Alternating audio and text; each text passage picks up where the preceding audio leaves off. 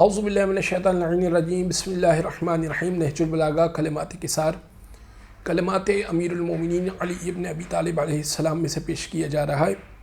وقال علیہ السلام، مولا فرماتے ہیں، اوضع العلم ما وقف علی اللسان، بے قدر و قیمت ہے وہ علم جو زبان تک رہ جائے۔ بہت سارے لوگ علم کی گفتگو تو کرتے ہیں مگر وہ زبان کی حد تک ہوتی ہے۔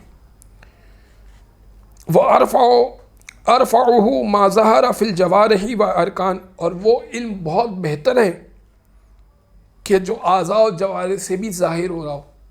نماز کی بات تو کر رہا ہوں لیکن نماز نہیں پڑھتا، اول وقت کی نماز کی بات کرتا ہوں مگر اول وقت پہ نہیں پڑھتا، تہجد کی بات کرتا ہوں مگر تہجد نہیں پڑھتا۔ ایسی بہت ساری چیزیں جو انسان بہت سارے لوگوں سے کرتا ہے، لیکن وہ علم بے قدر و قیمت ہے جو زبان تک رہ جائے، عمل سے واضح ہو، اعضاء و جوارح سے ظاہر ہو، وہ علم زیادہ بیش قیمت ہے۔ وصلی اللہ علی محمد وآلہ الطاہرین۔